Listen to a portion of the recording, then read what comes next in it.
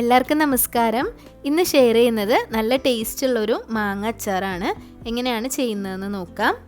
മാങ്ങ അച്ചാർ തയ്യാറാക്കാൻ വേണ്ടി 3 പച്ചമാങ്ങ നന്നായി കഴുകി വൃത്തിയാക്കി ചെറിയ കഷ്ണങ്ങളാക്കി അരിഞ്ഞെടുത്തിട്ടുണ്ട്. തൊണ്ടോട് കൂടിയാണ് അരിഞ്ഞെടുത്തിട്ടുള്ളത്. തൊണ്ട് കളഞ്ഞിട്ടും അരിഞ്ഞെടുക്കാം.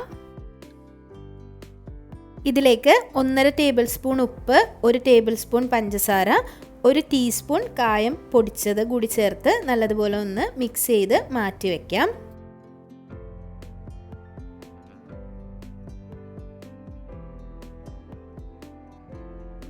കായം പൊടിക്കാത്തതാണെന്നുണ്ടെങ്കിൽ ഈ സമയത്ത് ചേർക്കണ്ട. ഉപ്പും പഞ്ചസാരയും മാത്രം ചേർത്തിട്ട് നല്ലതുപോലെ ഒന്ന് മിക്സാക്കി മാറ്റി വെച്ചാൽ മതി.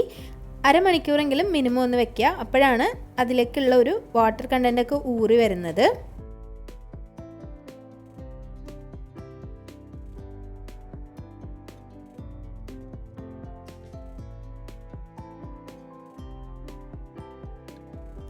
അച്ചാർ തയ്യാറാക്കാൻ വേണ്ടി വെളുത്തുള്ളി, പച്ചമുളക്, കറിവേപ്പില എടുത്ത് വെക്കണം.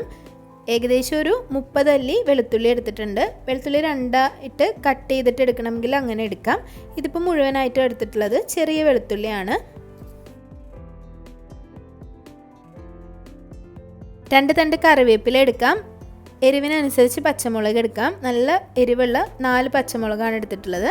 പച്ചമുളകും ചെറുതായി ഒന്ന് കട്ട് ചെയ്തിട്ട് മാറ്റി വയ്ക്കണം.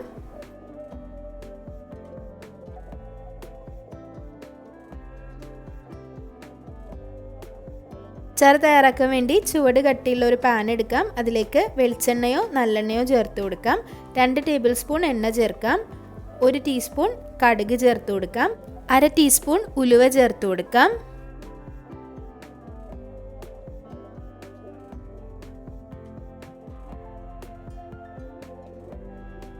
ഫ്ലെയിം ഒന്ന് ചെറിയ തീയിലാക്കിയതിന് ശേഷം വെളുത്തുള്ളിയും പച്ചമുളകും കറിവേപ്പിലയും ചേർത്ത് കൊടുക്കാം.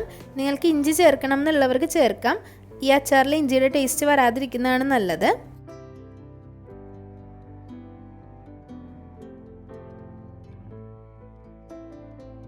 ഇതിലേക്ക് 1/2 ടീസ്പൂൺ മഞ്ഞൾപ്പൊടിയും 4 ടേബിൾ സ്പൂൺ മുളക് പൊടിയും ചേർക്കാം.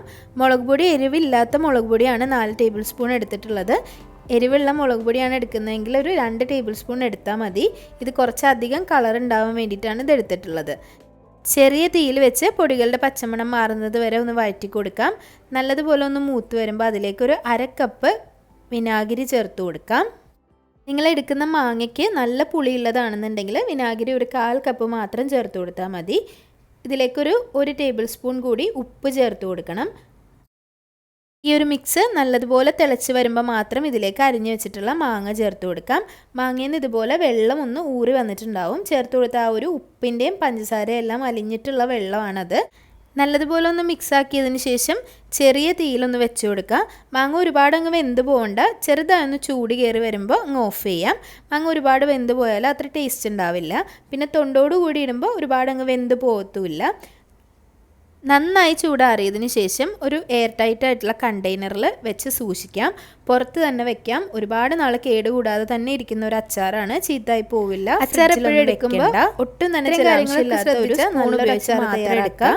റെസിപ്പി എല്ലാവർക്കും ഇഷ്ടമായെന്ന് വിചാരിക്കുന്നു. വീഡിയോസൊക്കെ ഇഷ്ടമാവുന്നുണ്ടെങ്കിൽ ലൈക്ക് ചെയ്യുക, ഷെയർ ചെയ്യുക, സബ്സ്ക്രൈബ് ചെയ്യുക. അതുപോലെ നിങ്ങളുടെ ഫ്രണ്ട്സിനും ഫാമിലിക്കും ഈ ഒരു വീഡിയോ ഇഷ്ടമായിട്ടുണ്ടെങ്കിൽ ഷെയർ ചെയ്ത് കൊടുക്കുക.